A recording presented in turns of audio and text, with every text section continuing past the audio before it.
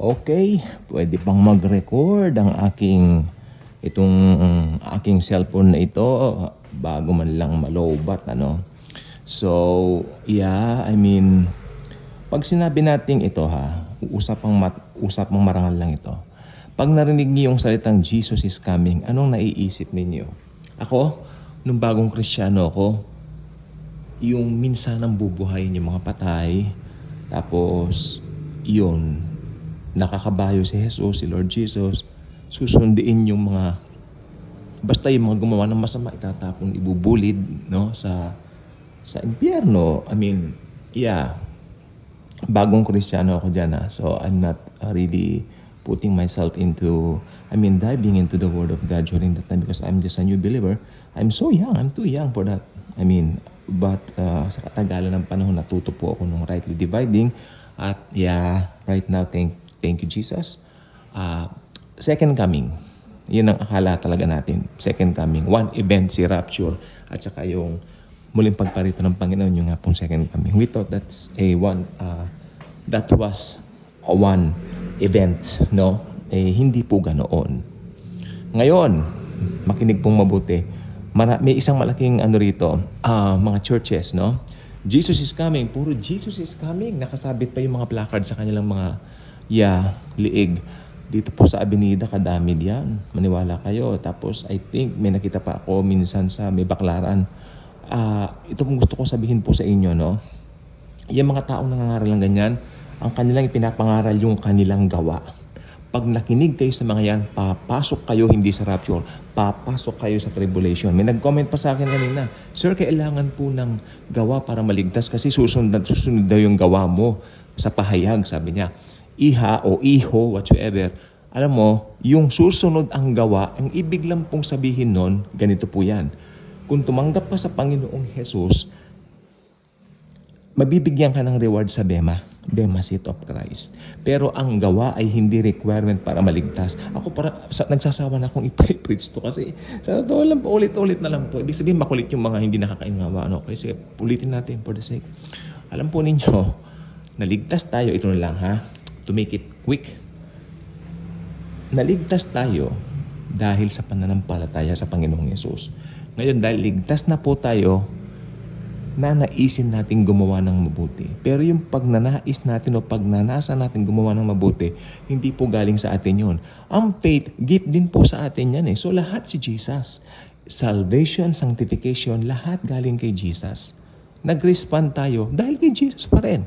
Ngayon tayo, pagmamalaki mo yung gawa mo, susunod ka. Ano nakalagay sa pahayag na susundan ka ng gawa mo? Ganito po yan. Yung sinasabi po kasi doon, iyon yung mga hindi mananampalataya. Sinundan sila ng gawa nila. Yung mga masamang gawa nila. Yun po yun. Nakakatawa itong mga taong ito, no? Yung mga hindi nagra-rightly divide the scripture, na pagsasama nila yung mga unbeliever, yung mga passages o mga verses for the unbelievers, at saka yung mga passages para sa ating mga born-again Christians. Nakakatawa po. Ibig sabihin, they're not studying their Bibles well at nakakatakot po yan, mga kaibigan, no? Hindi pa kayo saved, kaya papasok na kayo, no? Yung mga nagsasabi na yung gawaan ng ligtas, papasok na kayo sa tribulation. Kami mga nagtiwala sa grace lang, irarapture na kami. Mamili na po kayo. Ako hindi ako nakikidebate. Nakakaano lang kasi, ano ba yan? Parang, ipakiplay na lang pa yung mga ibang videos dito. Paulit-ulit na lang Ayun. So, yung talagang topic natin, natabunan, ano? Okay. So, hindi. Ito po. Balik tayo sa itong topic natin. Ano na nga ba yun? Yung rapture, yes. Jesus is coming. Puro Jesus is coming. Jesus is coming. Jesus is coming. Nakasabit ang placard. Ano yung sinasabi yan? Jesus is coming. Ano yun? Pakilinaw. Nililinaw nyo ba? Panay kay Jesus coming. Alam niyo po ba, may nangangaral, matanda Jesus coming, tinutulugan siya ng mga members ba yun? Yeah, tinutulugan siya. Nakakatamad makinig ng mga preachings na hindi grace ang turo. Tatamarin ka, antukin ka, pas matanda pa yung nag-preach na hindi nakakaunawa. Kasi may matanda po dito, sa totoo lang po, nag-preach po siya. Tinutulugan din po siya. Tapos totoo lang po yan, maniwala po kayo sa akin. Pero kahit may edad ka na, kung ipinipreach mo ang grace, unang-una, hindi ka aantukin. Ikaw mismo nag-preach, hindi ka aantukin, hindi ka mawawala ng gana. Kaya vibrant kang mag-preach, no? Very natural kang mag-preach. Kaya pakikinggan ka ng mga tao.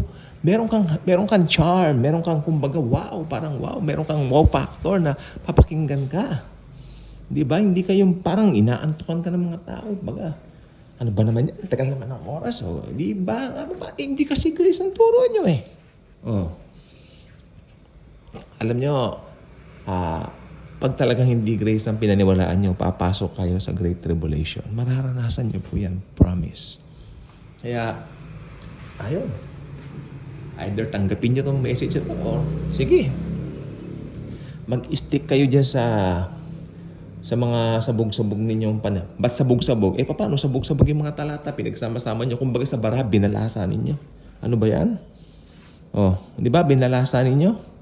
Hindi nyo dinivide yung para sa mga Hudyo tsaka sa ating mga Kristiyano. Nakakatawa po yan. Nakakatawa. Nakakalungkot. Di ba? So, if you know how to rightly... Sinabi ni Pablo yan, 1 Timothy 3:16. Basahin nyo. Rightly dividing the word of truth. Kanya, si Timothy, in-instruct niya. Oh. Bakit ayaw niyong anuhin? Sundin. Timoteo. Si Timoteo. Ano ba naman yan? Si Pablo. Timoteo ka dyan. Oh. Di ba? Ganyan yan. Oh. Ano? Hindi po ako mahilig makipag-debate. Naaawa lang po ako kasi nagbalasa, may nangangaral. Yung matanda pong sinasabi ko dito sa amin na nangangaral. Sabi niya, nawawala ang kaligtasan. Tapos kukuha siya ng mga nakakatakot na verses doon sa hindi ba doon sa karami nakakatakot na verses sa Lamentations? Ang dami diyan. Lamentations nga di ba? Kukuha diyan. Tapos pupunta siya doon sa Exodus, yung mga susumpain ng Panginoon ng mga ganito. Ayan, ibibigay niya sa mga members niya. Alam niyo kung ba't alam ko? In-invite nga kami, hindi ba? Dahil nga, anniversary nila. Pambihira, yung nag-invite naman sa amin, during that time, very busy din, hindi kami naasikaso. Kinabog ko, ate, alauna, hindi pa kami kumakain. Sabi mo, 11:30 kakain na. Sandali, kanya, Tapos pinapaano niya na, pastor, kakain muna pala tayo. Anniversary natin yun. 1:30 na. Di nagkainan po kami. Gutom kami. Grabe, sa totoo lang. Tapos ang papakinggan mo, puro ganun. Puro dadampot ng verse doon sa nakakatakot, ng mga lamentations, yung mga pagsusumpa ng Diyos. Hindi ba doon sa aklat ng Deuteronomy, may mga sumpa doon? Yung mga sumpa doon, kausap doon mga Hudyo. Pero, ang kagandahan po doon sa aklat ng Deuteronomy, lahat ng blessings doon para din po sa atin. Ganyan po yan ang blessings, pasok sa Kristiyano yan. Pero mga curses, hindi. Kasi si Jesus, lahat ng curses for us, kinuha niya na. Amen? Pero alam niyo may verse sa Old Testament na gustong-gusto natin all the day niyan, surely goodness and mercy shall follow me all the days of my life. Yung pastor namin dati, kinorek ako. Paki-analyze nga, nasa grace na tayo. Kasi naturuan niya kami ng grace. Ayun nga, sinabi ko na ako sa kanya, surely goodness and mercy shall follow me all the days of my life. Sabi niya, follow. Yang word na follow, anong ibig sabihin sa Tagalog? Sabi niya sa akin, sumusunod. Bigla siyang tumawa. Ha. Sumusunod lang. Pero hindi mo ba alam? Sabi niya sa amin. Sa amin nag-benefit kami doon sa Bible study nito. Nang tanggapin ninyo si Jesus, kanya, ang Panginoong Jesucristo, nang tanggapin niyo si Jesus sa mga buhay niyo, nag-indwell na si Jesus sa inyo. Di ba? Yung Holy Spirit naka-indwell na sa inyo. So, hindi lang siya sumusunod sa inyo, kundi nasa inyo na. Namulat kami ron. Nasa amin na pala. Hindi na sumusunod. Sa Old Testament, surely goodness and mercy shall follow. Yung follow pala, sa Old Testament. Pero sa atin, hindi na po siya nagpa-follow. Naka-indwell na po sa ating mga believers. Wow, nawala yung gutom namin nung gabi. Gabi na po yung Bible study namin, pero nawala yung gutom namin doon sa mga revelation ng grace. Ito po yung mga unang panahon na namumulat kami sa grace ni Jesus. Ang lamig ng panahon ngayon, kaganda, sana tuloy-tuloy ang ulan. Ayun. And nandun kami sa bahay kubong luma dati. Ayun, ang ganda. Oo nga, no? Ngayon, bilang mga Kristyano, surely, kasi alam nyo, teka. Surely goodness and mercy, di ba, nung Old Testament. Surely goodness and mercy shall follow me. Pero alam niyo po ba, sa yung mercy, pagmamakaawa yun eh. Pag tinawag na mercy, makaawa. Kasi nasa mercy seat, gano'n, di ba? Pero sa atin ngayon, hindi na po hindi na mercy sa atin. Under grace, ang tawag po ngayon dyan, grace, biyaya. Biyaya, blessing. Amen. Talagang anak ka na eh. Okay. Let me put it this way. Pag naaawa ko sa'yo, bigyan kita ng mercy. O, di ba? Naaawa ko sa'yo, bigyan kita ng mercy. Pero pag grace, you are my child. Nagkakasala ka man, you are my child. Kaya naka-indwell na ako sa'yo. Sabi ng Holy Spirit sa atin. Di ba? Mas maganda, mas masaya, mas powerful. Di ba? O yun.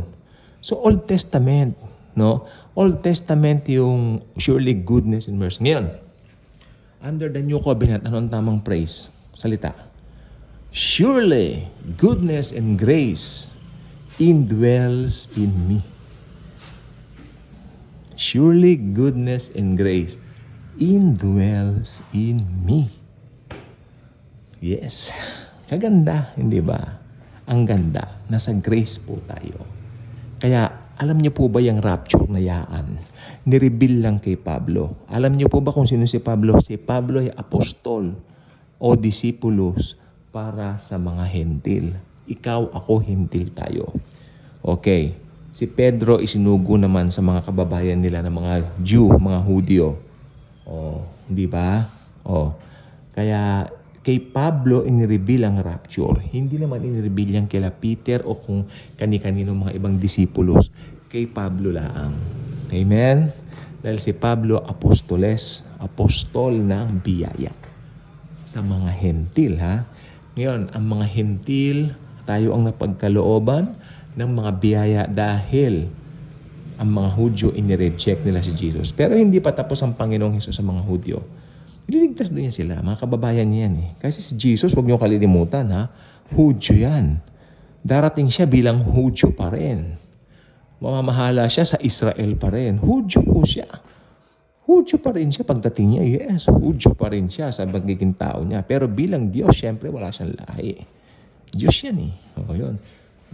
Jesus Christ nga pala, siya ay 100% God, 100% man. Ang tawag doon, hypostatic. Yun. Yan ang napag-aralan namin sa Bible School. Sineshare ko lang sa inyo, para may alam naman kayong biblical terms. Or hindi. Christian terms, terminology. Ayun. So, ang rapture, Jesus will go and get His believers. Tayo po yun. Ngayon, dito po naman sa second coming, Jesus will come together with His believers. Tayo po yun, nasa likod na po tayo. Kinuha niya tayo, di ba?